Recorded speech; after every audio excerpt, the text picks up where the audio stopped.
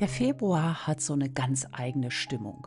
Die Feiertage sind längst vorbei, der Frühling ist noch nicht da und irgendwie scheint alles noch ein bisschen ruhiger zu laufen. Ich mag das. Es fühlt sich an wie so eine kleine Pause im Jahr, in der man Dinge ganz entspannt angehen kann. An solchen gemütlichen Winterwochenenden liebe ich es, ohne Hektik in der Küche zu werkeln und genau die Dinge zu tun, für die ich unter der Woche oft keine Zeit habe.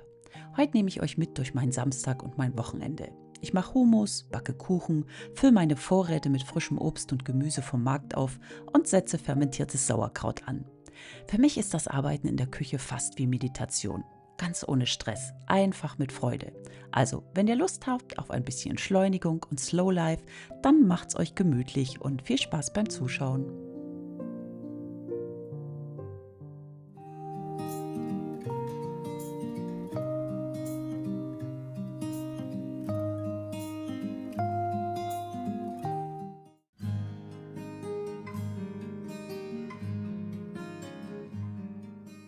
Wir haben ja schon seit vielen Jahren den Samstag zu unserem Einkaufstag auserkoren. Normalerweise haben wir da eine ganz klare Arbeitsteilung, dass mein Mann in den Supermarkt geht und da die Einkäufe erledigt, weil ich das nicht so gerne mache. Mich stresst das immer so ein bisschen. Und ich gehe eigentlich immer auf den Wochenmarkt. Im Moment machen wir es aber gerade so, dass wir am Samstag schön gemütlich zusammen frühstücken. Wir stehen relativ zeitig auf, dann genießen wir das in aller Ruhe und dann schlappen wir beide zusammen auf dem Wochenmarkt, denn ich habe im Moment gerade so ein paar Probleme mit meiner Schulter und ich brauche einen starken Mann, der die Einkäufe nach Hause trägt. Und wir holen dann auf dem Wochenmarkt alles, was wir an Obst und Gemüse für die Woche brauchen. Dann gibt es noch einen Stand mit zwei älteren Damen, die haben die besten Kartoffeln und dort hole ich auch ab und zu unseren Honig. Dann holen wir noch Eier bei der Eierfrau und manchmal, wenn wir Lust haben, gehen wir noch zum griechischen Stand und holen uns da noch ein paar Leckereien wie Oliven oder eingelegte Paprika. Und wenn wir dann wieder zu Hause sind, packe ich das alles aus und dann wird das gewaschen und verräumt.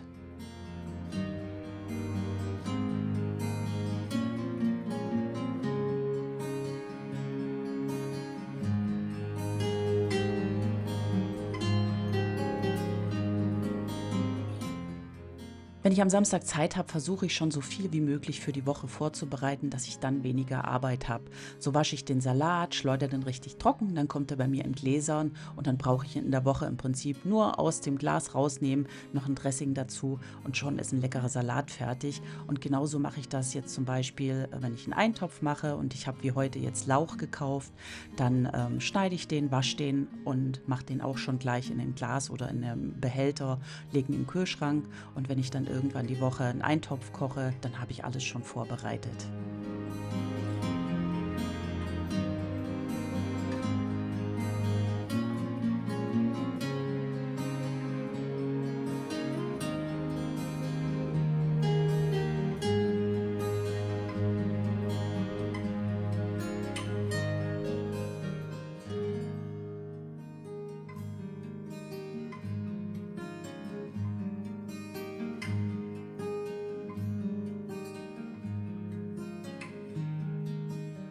Ich bin ja nicht so der große Kuchenbäcker und wenn ich was backe, dann muss es bei mir relativ einfach sein.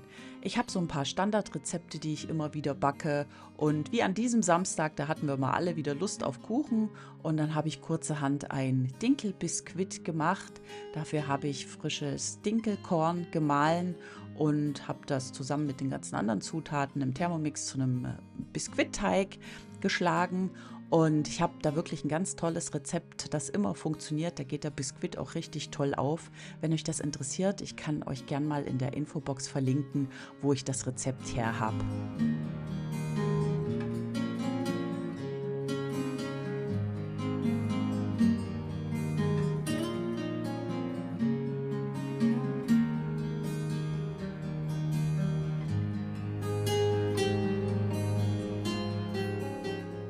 Ich habe mich viele Jahre nicht ans Biskuitbacken rangetraut, weil der mir ein paar Mal schiefgegangen ist und dann habe ich gedacht: „Na ja, wahrscheinlich liegt mir das nicht.“ Was ich damals nicht wusste, dass man beim Einfetten den Rand aussparen soll, denn so kann der Teig schön am Rand hochklettern und der wird richtig luftig und der Biskuit geht dann schön auf. Seit ich das weiß, gelingt mein Biskuit immer und, auch mit dem Vollkornmehl wird er richtig lecker. Das hätte ich früher auch nicht gedacht. Ich habe den, dann fertig gemacht, habe den in den Ofen reingeschoben und als er gebacken war, habe ich ihn raus auf die Terrasse gestellt zum Abkühlen.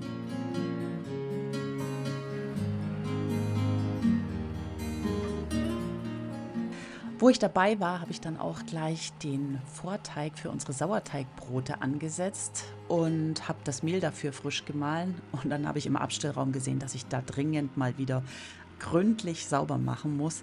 Unser Abstellraum ist auch gleichzeitig Wäscheraum. Da steht die Waschmaschine, der Trockner, da steht die Mühle. Da steht die Flockenquetsche und durch das Mehlmahlen und das Wäschelegen sammelt sich da immer relativ viel Staub an und da muss ich wirklich mal wieder klar Schiff machen. Wenn ihr Lust habt, nehme ich euch da wieder mit, dann gibt es mal wieder ein Putzvideo.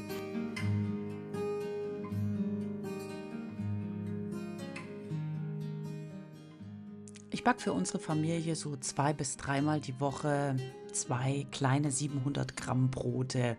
Ich mache das immer so, dass ich an dem einen Tag den Vorteig mache. Da kommt Wasser, Sauerteig und Mehl zusammen. Das wird schön verrührt, abgedeckt. Dann lasse ich das über Nacht stehen. Am nächsten Tag kommt dann das restliche Mehl dazu und Salz und Wasser.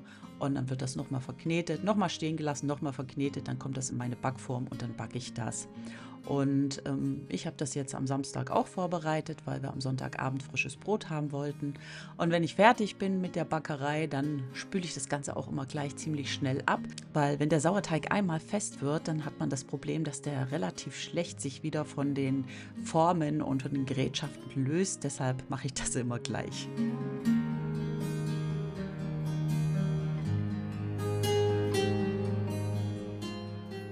Ich finde das manchmal recht lustig und bin erstaunt, wenn ich solche Videos hochlade, wenn ich meine Arbeit in der Küche erledige oder irgendwelche Sachen werke, dass manche Leute dann denken, dass ich nichts anderes mache. Also dann kommen dann solche Kommentare wie, oh, den ganzen Tag nur in der Küche stehen und nur kochen und backen, hast du keine anderen Hobbys. Für mich ist das Entspannung. Ich mache das gerne, mir macht das Spaß. Und es hat auch einen Grund, warum ich so viel selber mache. Und ich denke, jeder sollte das selber entscheiden, was für ihn Priorität hat. Der eine geht in der Zeit shoppen, der nächste geht schwimmen. Ich werkle halt in der Küche. Und so habe ich es auch an diesem Samstagvormittag gemacht. Als ich alles fertig hatte, habe ich noch schnell den Wasserfilter aufgefüllt. Und dann habe ich mir den Max geschnappt und bin eine große Runde Gassi gegangen bei dem schönen Wetter. Denn das ist für mich auch wichtig. So gerne wie ich in der Wohnung und in der Küche werke, so gerne gehe ich auch raus. Und wenn man ein Haustier hat, einen Hund hat, dann muss man sowieso raus bei jedem Wetter. Und für mich ist das Ausgleich. Und wenn man sich mal überlegt, dass ein Tag 24 Stunden hat und man davon vielleicht 16 wach ist und irgendwas macht, und ein YouTube-Video vielleicht eine Viertelstunde oder 20 Minuten umfasst, dann muss man sich eigentlich auch denken können, dass derjenige nicht nur in der Küche steht und nicht nur kocht und bäckt, sondern auch andere Sachen macht, die er vielleicht nicht unbedingt zeigen möchte.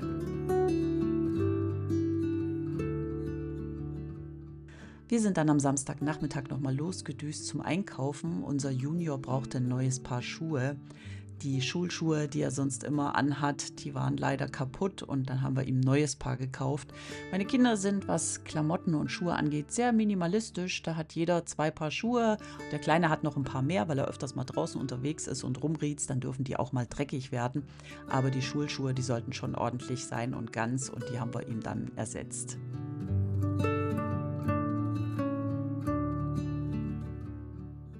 Als wir dann wieder zu Hause waren, war dann auch mein Biskuitboden ausgekühlt und ich habe dann den Belag vorbereitet. Dafür habe ich einfach Honig mit Schmand verrührt, dann habe ich Schlagsahne geschlagen, die untergehoben, das Ganze dann auf den Biskuitboden drauf gemacht und noch mit ein paar Wildheidelbeeren dekoriert. Das Ganze dann in den Kühlschrank gestellt, damit das schön fest wird. Das ist so ein Standardkuchen, den backe ich ganz gerne, weil man den immer wieder variieren kann mit verschiedenen Früchten, je nachdem, worauf man Lust hat. Und ja, den haben wir dann am Sonntag verspeist. Meine Rezeptquelle bzw. das Originalrezept verlinke ich euch unten in der Infobox. Das ist von Instagram. Und für den Belag seid einfach ein bisschen kreativ. Ich gucke dann auch immer, was die Küchenschränke und der Kühlschrank hergibt. Rühre das dann alles zusammen, tue ein paar Früchte dazu und schon hat man einen leckeren Kuchen. Aber ich denke, da werdet ihr selber was finden. Wir waren an dem Abend dann noch schön gemeinsam essen. Wir hatten nämlich noch 2 Gutscheine, die mindestens schon 1,5 Jahre an unserer Pinnwand hingen. Die haben wir dann eingelöst und waren gemütlich noch Abendbrot essen. Und ich habe den Rest des Abends dann noch für ein bisschen Nagelpflege genutzt und habe mir nebenher noch eine Dokumentation angeguckt. Und dann war der Samstag auch schon rum.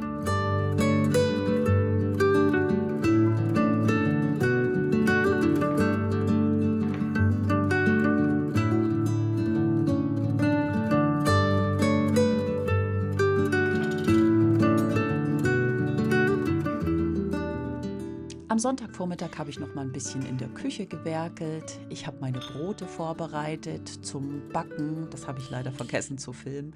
Und dann habe ich noch Hummus gemacht. Den nimmt mein Mann nämlich ganz gerne mit zum Dippen in die Arbeit für seine Gemüsesticks. Viele wollten ja wissen, was ich da für ein Rezept nehme. Das ist ein ganz einfaches, normales Thermomix-Rezept. Dafür braucht man keinen Thermomix. Das kann man auch mit jeder anderen Küchenmaschine oder mit einem Stabmixer machen. Und ich kann euch das Rezept gerne mal unten in der Infobox verlinken. Dafür nehme ich einfach Kichererbsen, dann das Kichererbsenwasser, Olivenöl kommt rein, Zitronensaft.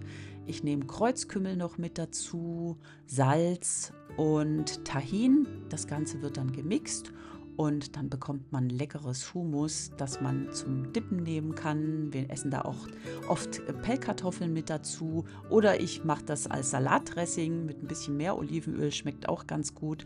Wie gesagt, ich verlinke es euch in der Infobox. Ich passe das Rezept immer noch ein bisschen an, weil ich manchmal mehr Kichererbsen nehme. Aber das mache ich wieder nach Gefühl. Und wenn man das Originalrezept hat, ach so, Knoblauch mache ich auch noch rein, genau. Wenn man das Originalrezept hat, dann kann man das variieren, wie es einem schmeckt. Und ich bin da eh so ein Freund davon, immer so machen, wie es für einen selber passt.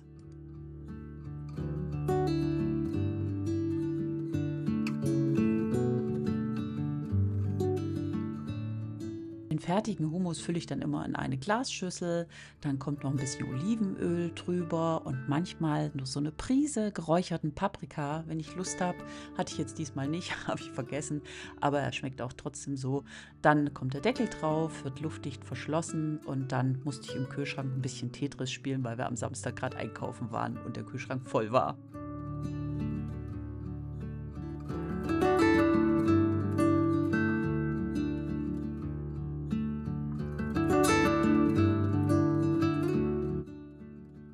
So, das Messer ist gewetzt und dann konnte es losgehen. Ich wollte nämlich mal wieder Sauerkraut machen. Ich bin ja auf dem Fermentiertrip und probiere gerne solche Sachen aus. Ich hatte das schon mal gemacht. Ich liebe Sauerkraut und ich hatte mir extra vom Wochenmarkt 2 Kohlköpfe mitgebracht. Die habe ich in feine Streifen geschnitten, habe das Ganze dann in eine Schüssel gegeben. Dann kommt Salz dazu und dann muss man wirklich richtig kräftig kneten. Also das Salz richtig in das Kraut einarbeiten, das Kraut brechen, bis ganz viel Flüssigkeit austritt. Dann wird das Ganze mit einem Stapfer in ein Glas reingedrückt. Und dann bleibt das ein paar Wochen stehen. Also da kommt noch oben ein Gewicht drauf. Dann bleibt das ein paar Wochen stehen. Und dann hat man das leckerste Sauerkraut ever.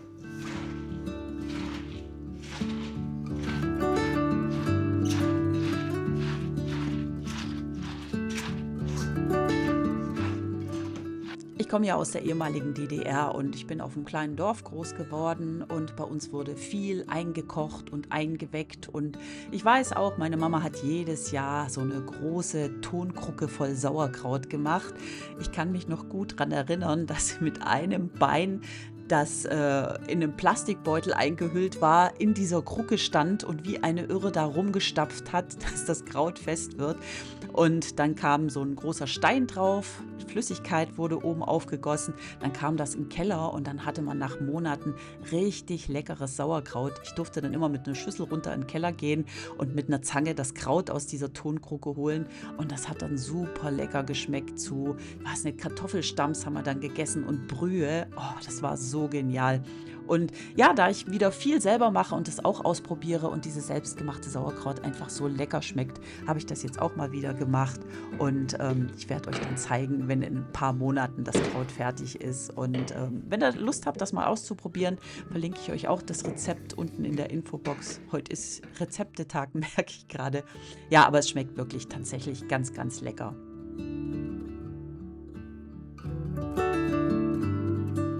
Ja, wie man sehen kann, habe ich mein ganzes Kraut dann in das Glas reingedrückt. Das ist so ein 2 Liter Glas von Lieblingsglas, wo ich all meine Gläser her habe.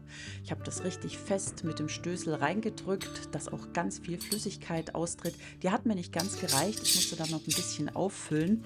Obendrauf auf das Kraut habe ich 2 große Kohlblätter gelegt, die ich mir am Anfang noch zurückgelegt habe. Dann kommt ein Fermentiergewicht drauf. Das ganze Glas wird verschlossen mit einem Fermentierdeckel, dass auch die austretenden Gase die Möglichkeit haben zu entweichen, denn sonst kann es passieren, dass das Glas platzt und das wollen wir ja nicht. Dann habe ich das in meinen Abstellraum gestellt und jetzt hat es genügend Zeit, in aller Ruhe vor sich hin zu fermentieren. Ich habe dann anschließend mein ganzes Zeug wieder aufgeräumt, den Stößel in meine Box gemacht. Ich habe so eine Fermentierkiste, die habe ich mir auch irgendwann mal bei Lieblingsglas bestellt. Da sind so Gärgewichte, Fermentierdeckel und so ein Stößel dabei und das ist ganz praktisch, wenn man viel fermentiert. Ja, und nach so viel Arbeit war es dann auch Zeit, endlich den Kuchen anzuschneiden. Der Kuchen sah so lecker aus, dass ich überhaupt gar keine Lust hatte, bis zum Kaffeetrinken zu warten. Also habe ich mir kurzerhand ein Stück rausgeschnitten. Und wie man sehen kann, war ich nicht die Einzige, die vorab schon geklaut hatte. Unser Großer, der kam gleich an mit dem Teller und hat gesagt, ich will auch ein Stück probieren. Also haben wir geschwind vor dem Kaffeetrinken schon ein Stück genascht. Und was soll ich sagen, der Kuchen war mega lecker. Ja, ihr Lieben, jetzt habt ihr wieder einen kleinen Einblick in mein Wochenende gehabt. Ich hoffe, es hat euch gefallen, mir ein bisschen über die Schulter zu spickeln. Während ich jetzt meinen Kuchen genieße hier, sage ich mal danke fürs Zuschauen. Wenn euch das Video gefallen hat, lasst mir gern als Dankeschön und Wertschätzung einen Daumen nach oben da. Und ich freue mich, wenn ihr beim nächsten Mal wieder reinschaut. Bis dann, liebe Grüße. Ciao, ciao.